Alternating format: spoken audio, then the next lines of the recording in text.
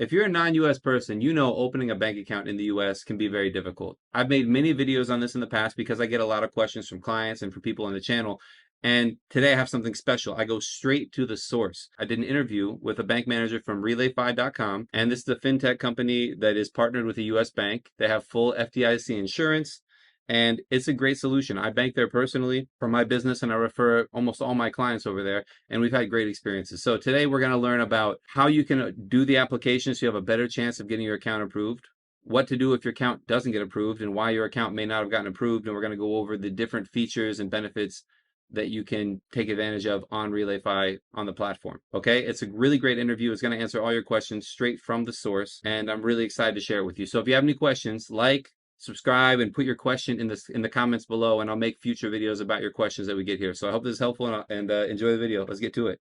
So I wanted to start like in the very basics about how online banks work. Can you tell me a little bit about like what's an online bank compared to a physical bank, like a traditional Chase, Bank of America? Like what's the difference, and like how does it work? Absolutely. So I think one of the biggest difference between online banking and traditional brick and mortar bank is the fee structure. Brick and mortar banks, Chase, Wells Fargo, you name it, they normally charge you to just to bank with them, and then they require minimum balances. You have to go to the bank, you have to call someone, you have to sign papers. It's like very archaic. Probably like in the 90s, people would like to do that, but I think especially after COVID, I still don't like to do it. I hate it. I hate it so much. right? And I think after COVID, we learned that we actually don't need to go anywhere to get stuff done. So I think the easiest of an online bank, you get your account application, you get your account approved from wherever you are. And if you are in the US or not, this doesn't really matter. You open accounts, you issue cards, you change limits, you cancel cards, freeze cards. You do everything on your desktop, on your mobile app. It makes it super easier for you. And on top of that, it is free. You have no minimum balances. It's just FDIC insured as any other bank. Actually, So more, right? It's more than many banks. Exactly. So the FDIC insures up to $250,000. With Relay, we have FDIC insured through our partner bank Thread, and we have up to $2.5 million insured your money with Relay. So that means if the bank shuts down for whatever reason, the U.S. government will print more money and give it back to you. And we've seen it done, unfortunately, when banks do fail. But I think I really like the structure of Relay, and I think it's a really cool option. So I want to ask, who can open an account? Who can open an account with Relay Financial? As long as you have a business incorporated in the US, whether you are an LLC or a corporation, you need to be incorporated in the US. That's the first requirement. Relay is business banking, so you need to be an entity to bank with Relay. Then we go to the ownership. So who owns the business? And we consider owners whoever has 25% or more of ownership. And then there are different requirements. If you are a US citizen, you will have to provide your personal information, your SSN, where you live for KYC purposes, and your business information as well, business name, EIN, and address. If you are not US citizen, it depends on the country where you are from and also where you live. And then if for those people, they actually have an extra requirement, which will be they need to provide a picture of their passport. And I want to emphasize that it has to be a picture. It cannot be a scan version. It cannot be like anything like black and white. It has to be a picture. Nowadays, everyone has a smartphone. Just take a picture and upload it. Yes. It has to be, so your passport, it has to be valid. And I really want to make it clear, passport, it cannot be an ID from your country. It has to be the passport. And also you will have to provide a proof of address wherever you live. So if you live in Brazil, where I'm from, if you live in Argentina, Mexico, Colombia, Spain, Italy, doesn't matter. You have to provide a proof of address, which could be a utility bill, so your water, electricity, phone, or a bank statement. The bank statement is normally the best one to provide, and this document needs to be within 3 months from your application. So for example, we are talking today in October. If I send a proof of address that is from like January, it's not going to be accepted. Okay, yeah, that's basic. You need some kind of bank account. Your personal bank account for proof of address is easy. And with those things, that's required to finish the application. So here's my follow-up question to that. Why would some applications get rejected from like when people apply? When people apply with their companies and their ID, why do they get rejected? That's a fair question, Jim. From what we've learned is that lots of applications get rejected because documents were provided incorrectly, information was mistakenly provided. Sometimes we see documents being altered. So make sure when you are applying, you're providing accurate information, you're submitting the documents required in the correct format. But also every application goes through some sort of like risk and compliance assessment, and whatever that assessment turns into, it can lead to a rejection, which we would not know what led to that. So an application consists of obviously answering questions, providing information, and then providing documents. And then what you guys do algorithmically is analyze all of that to make some kind of decision. It's not like a guy in the back saying yes, no, yes, no. It's kind of automated, which makes it scalable, obviously, and it also makes it a little bit unbiased, right? So that it's not because of who you are, but potentially where you're from, it could impact it. Obviously, like if you're from a different country, there's different risk factors associated with different countries. It's not you personally, just like where your passport or where your residency is. And you can search online. There's a list of countries where you cannot, basically, if you're like from, and some which are tough for us is like Pakistanis and guys from Turkey can't apply if that's where your residency is, and that's where I guess your passport is too, right? Can they have can a person with a Pakistani passport apply if he lives in Belgium, or does it the passport matter most? That's a great question, Jim. So the country of your nationality, so where you're a citizen from, as well as where you live, will determine if you are eligible. So we have in our website a list of countries that we are not able to support. So if you are a citizen of one of those countries, or if you live in one of those countries, you would not be able to bank with Relay for your US entity. But answer your question, Pakistan is one of those countries. So if you are a Pakistani citizen, or if you live in Pakistan, you won't be able to bank with Relay with your business. Yeah, and that's what it's been tough for some people from certain countries that have, tough currencies that aren't, it's hard to transact with, and the banking sucks, and then they can't open accounts either. So, but it's not that big of a list. It's pretty comparable to other banks, and you have to have some, for it being so easy to apply, there have to be some kind of rules and safeguards around it. So if someone is rejected, can they apply again? How does that work? Absolutely. Whoever is rejected can reapply. When you reapply, make sure you're providing your information correctly, documents correctly. You might get another rejection. You can just email the team back, our support team, explaining whatever reason. It can be reassessed, but it cannot guarantee that it's going to be approved. That's important to be transparent. And I think it's always fair to give it another shot. But again, it will not mean that you will be approved Yeah, it's not, you can ask for them to look at it again, and they actually will. Exactly. And I know some other banks don't have any kind of support or respond to anything. I've been working with Relay a long time. I bank there too. It's been a really good experience, and I got Bernardo here. I bother him all the time. So I refer a lot of clients to Relay. So it's been good. I've had not really any complaints. Actually, Jim, because of our partnership to what you mentioned, we just provided a link that you probably, if you're watching this video, you'll probably be able to see like somewhere. If you apply from this link, again, we are not promising approval, but the likelihood of getting approved increases if you go to the website and just apply from there. So good point. Yeah. So if you want to apply to the bank, click on the link below. There should be a link in the description. So definitely click on that. Follow-up question there. What kind of transactions can we do with Relayfi? If you're sending money out, so you're transferring money from your Relay account to somewhere else, you have next day ACH and check payments for free, unlimited transactions.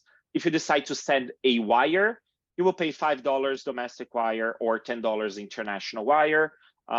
Very competitive price compared to other banks. With Bank of America, I'm paying $45 for a domestic or international wire. ACH is $5. So yeah, of course, it's cheaper in every way. And I think there's like a membership program, right?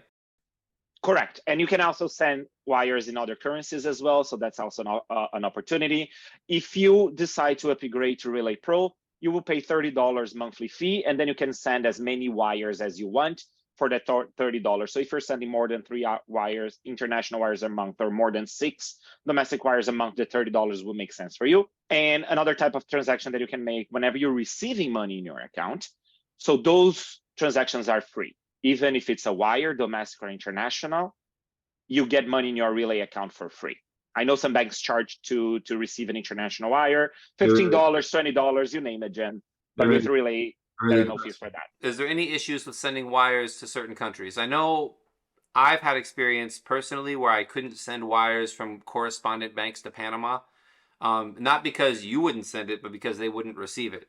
Most banks, apart from the top, I mean, you can tell me, it's a question for you, but from my experience, it's like there's like 5 major banks that do all of the transactions, and everyone else is a correspondent bank, even the credit unions. So can you comment on that a little bit? Absolutely. So we are not able to send wires to some countries that have like some US restrictions. Venezuela, now Russia, Ukraine. What about Colombia? I get a lot of Colombia questions. Colombia should be able to. I just want to make it clear that we are recording this video, so the countries that are available might change from when we're recording this, from when you are going to issue a wire. We use a third-party software to process those international wires. So it can vary based on the time, but now, as of today, you absolutely can send a wire to Colombia, Argentina, Brazil. Cool. And that's like there's 2 sides to sending an international wire: is sending it and then receiving it. So I mean, we've had if it doesn't get received, it'll get back into your account. It might take a couple days or whatever, but it's not like you lose it forever. So I would say just try it and then see how it goes. And if I can't send a wire somewhere, what would you use? Like TransferWise or something? You guys recommend to connect it to a service like that, right? We recommend using Wise. I personally use Wise. I'm from Brazil. I live in Canada, so I move money around, and I end up using Wise. Yeah, it's a maybe better rates and maybe easier. You can send a free ACH to your Wise account and then send it over in a different currency via Wise, and that's another basically free tool. I think they have sometimes with the business a $30 one-time charge on Wise. What are the benefits of Relay Financial? What are some other cool things that we can do with Relayfi? One thing super cool that Relay provides to our customers is each business is able to open up to 20 individual checking accounts, which is super helpful because if you want to put money aside for tax, if you want to have an account dedicated to a specific employee so they have access to that money, if you want to put money aside for whatever reason, if you need to budget, that's super helpful. Those accounts are individual accounts. So you don't actually mix the money. 2 individual accounts? Okay, I didn't even know you could do 2 individual accounts. I have to open up one of those, and then you can do how many? What's the 20? How many personal accounts or how many business accounts can you do? 20. So each business can have up to 20 accounts. 2 of those could be savings accounts, so you can actually make money on that money. The other accounts can be checkings. You can have up to 50 cards. So if you need to assign a card to an employee, if you need to assign a card to someone who needs to buy whatever, you can assign it physical, a virtual card. It's actually up to you. You choose it. And you have full control of that card on your mobile phone, on your desktop. Free transactions. You don't pay to receive money. You only pay very low prices to send domestic or international wires. And you can also collaborate if you need someone to access your account. For example, you want Jim to do your taxes, right? You can provide Jim with an individual login. Jim staff can log into Relay with a read-only access, see your balances, see whatever they need to do to file your taxes, and you don't have to share your login. So security is also a very important point, and we make it super easy. Are there any international fees? I know Chase Bank will charge you 2 to 3% using your card in another country. Can I use my Relay card anywhere in the world? Are there any fees for that? You can use your Relay card. It's going to be a Visa card, and you can use it anywhere in the world, as well as you can withdraw money anywhere. You are subject to Visa fees. They will probably do like an FX conversion for the currency. The bank's conversion is pretty competitive in my experience. It's very competitive. Correct. But there will never be a fee from Relay side. That's important to mention. Yeah, because I know that Chase, we just opened some accounts at Chase for other clients. There's rare instances that people would need, like it's really international wire based when you need a domestic account like that. They charge like 2 to 3% on every transaction. So it's like, adds up. If you spend $100,000, it's like $3,000. So, I mean, exactly. That's a bad example. That's a lot of money, but like still, it's like unnecessary. If you had a Relay account and multiple cards, you could do it that way. Every money is money, right? Yeah, I mean, that's the whole point, right? If it's the exact same thing, like why would you pay more for it? I want to go and as we kind of wrap up this conversation and get to why was my account closed? If someone's working with Relay for a while and they get a letter, they say, hey, we have to close your account. Why would that happen? It will be a risk compliance assessment. So whatever reason, something has happened with that account. You probably had like multiple failed transactions, return transactions. There are some activities that were flagged by our compliance and risk team. Those are potential causes to close an account, but it will have to be addressed direct by the compliance team. That's a perfectly fair and an expected answer from my side. It's based on obviously the activity of the account. If you have failed transactions, many transactions that are like unexpected from what you said the company was going to be doing, right? If you say the company is going to be doing this and it's not, yeah, I can see that. Okay. For example, transactions that indicate money laundry or something like that. There's algorithms for that. I think they stepped up a lot of that, and like maybe like a lot of crypto exchange transactions and stuff. If I have a Relay account, am I allowed to like buy occasionally money from a crypto exchange? Can I send money to like one of the crypto banks and buy crypto that way? Thanks for asking this question, Jen. I would like to take a step back and communicate prohibited industries with Relay. So even if you have a business incorporated in the US, there are some industries that we are not able to support: cannabis, firearms, crypto, pornography, adult services. You can go to our website and refer to the list of restricted industries. So if your business is dealing with those activities, unfortunately, we cannot serve you. So answer your question, if you have transactions that indicate some sort of activity in those industries, it's very likely that your account will be closed, even if you provided a different information when you register. Those transactions will probably show what you're doing. It's the same with most banks right now. Crypto is higher risk. I mean, a lot of people in my experience, like they have a lot of software guys, a lot of engineers and software professionals who just pay employees or pay certain people in crypto. So sometimes they would buy stable coins and then pay. I paid people in crypto. I've gotten paid in crypto before. You know, I'm not gonna like unofficially or whatever. And I've never gotten paid in crypto, and you know, I can understand that. So it doesn't mean an automatic ban if you send money to one of those banks, but it's definitely like could definitely not help. This is another one for me. We kind of touched on it briefly. Why do the banking partners change? It's happening with other banks right now. It's happened in the past with Relay, where you've changed banking partners. Why would this happen? Just a quick explanation on what is the partner bank. The partner bank is actually who holds the gold. So the bank that has the money. At the beginning of this call, I mentioned we are FDIC insured with our partner bank thread. So basically, the online bank is a software that connects the final user with that bank that exists from, for example, our partner banks from 1906. We were using a different partner bank, and that partner bank was kind of like not developing to accommodate the needs from our customers, such as savings accounts, some capabilities that are requested by our customer base. So we had to find another partner bank that is actually able and is actually willing to develop those features that are going to best serve our customer base. Having said that, it's not something that happens often. We just did it. There's no expectation at all to do it again. It's a very, very, very large and big project. You cannot expect Relay doing this again anytime soon. Again, we are being recorded, so I don't know when you're watching this, but I just want to make it clear, 2023, we are not planning on changing partner bank for the next many years. So we're good here. If anyone's on this call and watching this and you want to apply for Relay, again, it's free. Why not? Apply. Check it out. It's a cool bank, multiple accounts. We talked about all the benefits. There's a link wherever you're watching this below. Email us if you can't find it. We'll give you the link. And because it's a little bit better than just going to the website. What's coming from Relay in the future? It's my last question. Like, is anything new coming? What do you got on the horizon? Any updates? Anything coming? On your comment, Jim, if you're interested in registering for Relay, there will be a link here. Go for it. However, if you hire Jim, if you're working with him, you are his client, the likelihood of getting approved is higher. So it's just like, as Jim mentioned, there are different tiers. If you're Jim's client, it's going to be the highest one.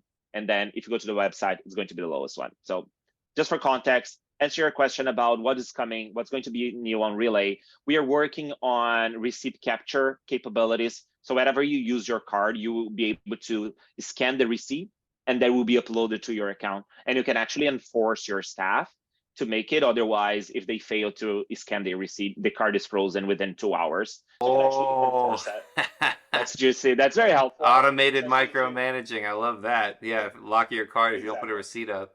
It's gonna be people putting the bird up against their phone and just like. Exactly. So really enforcing people to make sure they are on top of their receipts. We are working on accounts receivable capabilities, so you can send invoices out from Relay. Hmm. And a little bit more long term, we are working on Oh, charge so cards. so okay, so wow, so credit cards are coming. That's great. And a lot of the credit card approval stuff, in my experience, has been based on history. So if you have a Relay account you've been using for 10 years with a ton of transactions, I think that's going to improve your odds of getting the credit card approved. That's obviously in the roadmap. A follow-up question from what you just mentioned was the payment processor. So are you talking about like a payment processor? We're talking about the ability for you to send invoices to your clients and they pay you directly through that invoice in your Relay account. What kind of transaction would it be? Would you connect the Stripe account, connect the PayPal account to the invoices, or would you like only be bank to bank, or who's processing the actual payments? We actually already connect with all those merchant accounts, Stripe, Venmo, PayPal, Shopify, you name it. We already connect with them. So if you're using those to receive money, you can connect those to Relay and get paid on Relay. This AR capability, accounts receivable, is instead of me having Jim to pay through Stripe and Stripe depositing me the money, I send an invoice from Relay to Jim. Jim makes the payment via ACH, for example, and the money comes into my account directly. Oh, it's kind of like QuickBooks, like what QuickBooks does. But Exactly. QuickBooks does have a credit card processor, so that's the a little bit of a. That's why I was kind of like asking. It looks like it would integrate with a credit card processor, but you don't have like an in-house credit card processor, which is a lot. Most banks do, but don't give it access to anyone. Like Chase and Bank of America have those, but if you're non-resident, you can't get it anyway. So And they also charge you a lot of money. charge a lot. It's so cool. Bernardo, thank you so much for being here. If you want to work with Relayfi, again, the link is below. If you want to questions, like more detailed questions, comment wherever you're watching this. Maybe we'll do another video. I think we covered everything though, and I really appreciate you being here. Thank you so much.